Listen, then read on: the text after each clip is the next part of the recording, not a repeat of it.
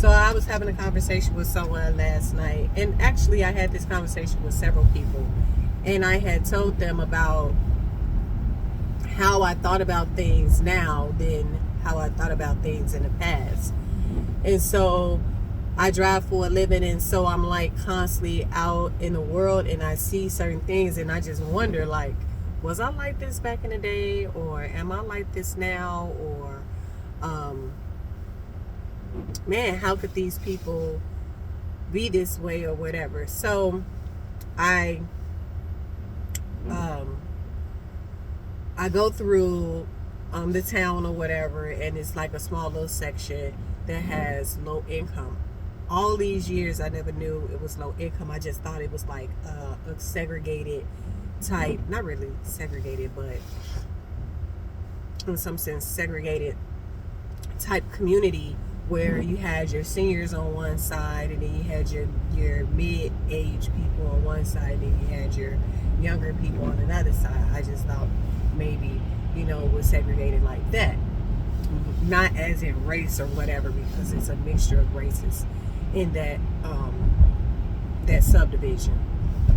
So I'm just looking at things, and then I'm hearing people talk, and they're like, yeah, I live in low income, and my rent is such and such and such. And I'm like, wow, that's low income, And so this guy, he says how it was 15 to 20 years ago, how nice it was, and, how things have gotten worse, and that things are not good over there because a lot of people from the city then moved out this way and just changed the whole environment over there. And so I was like, wow. So I'm just listening to him talk, and he was like, it's mainly like the single moms bringing their boyfriends out here, and the boyfriends are like, setting up shop or whatever. And so I was like, yeah, I can relate in a sense, not in a sense of getting housing and, hiring my boyfriend, and then my boyfriend coming and setting up a whole little city thing out this way. But I can relate to being a single mom and moving into low income, because back in the day, I was on low income, and I was on low income excited to be on low income, but didn't know what it was. I just was like, okay, I'm getting my own place, it's for me and my babies, and I was excited. And then, when I had the two choices to pick, and those two choices was kind of, bad, but one was a little bit better than the other, I'm like, okay, I was still excited, but didn't understand what was going on. So I went through the process and viewed the place and everything, and it was a townhome, and it was nice and all that. And after I started realizing, like, oh my goodness, like, I live in the projects. Like, this is the projects. Oh my goodness. And some people may say ain't nothing wrong with the projects. Well, probably back in the day when James Evans and Florida Evans was in the projects, it was good. Back when your great-great-grandmother was in the projects, it was probably good. But when I was growing up, it wasn't good. It was dirty, it was nasty, it was stinky, it was funky. And the people wasn't taking care of their environment, shall I say. I can't say neighborhood because it was like just a community of housing, but or you could say neighborhood. They wasn't taking care of it. And so I was just like, ew, you get that negative stamp on that situation. So where I was on the outer skirts. I was around the elders, and I was across the street from a school, so I was on the nicer side. But then when you went inside of it, it was called the square, and that's where all the riffraff happened. And so I started to notice and everything, and I was working, going to school, doing all types of stuff, so I wasn't really at home. But when I would come home and I'll see the environment, I'm like, ew, it's dirty. And then when I go in to my house, it's my sanctuary. I love my place. My kids had their own room, had upstairs, downstairs, had laundry room, all this other stuff. And it was nice and cozy for me. But I was just so depressed because I finally realized, like, oh my goodness, is this low income? But I was thinking it, but it wasn't like coming to reality for me. So when I got older, I'm like,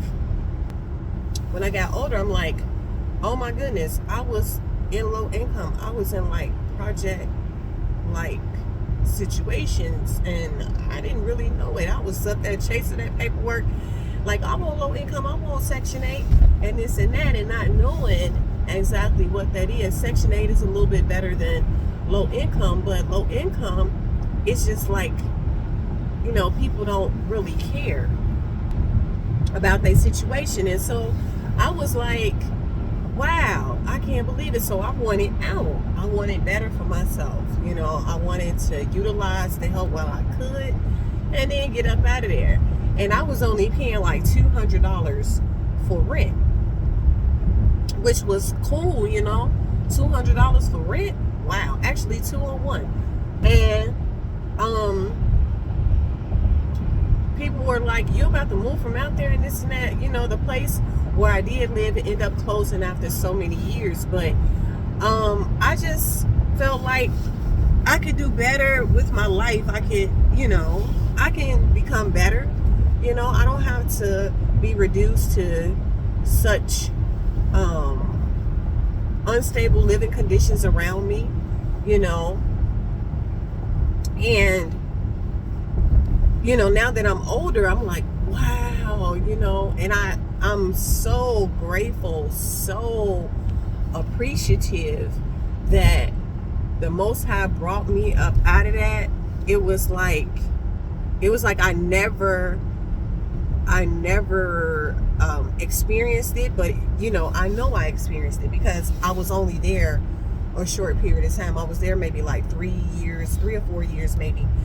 I'm not sure, but it went by so fast, it was like months. And because I was barely there. And so I'm like,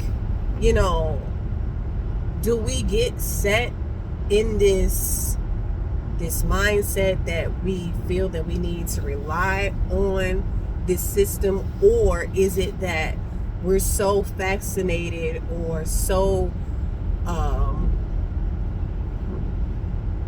I don't know, dependent on the government, or they have such a hold on us that we feel like we got to get as much as we can while we can. And like I said, I utilized all of the government things and the help, or whatever you want to call it, and I experienced it because I wanted to experience it. I could have very well got 2 jobs and been able to survive, but I just wanted to experience it because I kept hearing people like, oh, I get food stamps, oh, I get low income, oh, I get Section 8 and stuff, and I just wanted to experience it. And when I experienced it, I was like, they always in your business, it feels like you're constantly being watched. It's like you in a slum bum situation, like nobody is trying to better themselves, upgrade themselves, or anything like that. They're just content with these conditions, and I just wasn't content with those conditions. So I was like determined to like make more money, get more for myself, and that's what I did. It took hard work, dedication, but I did it, and I got out of it within 3 years, and then I moved on, and I ended up, excelling even more because I was like, I'm worth more than this. I don't have to be subjected to the bottom of the bottom, because it just felt weird. And I know people that did live in the projects and they just utilized the system until they got rid of it.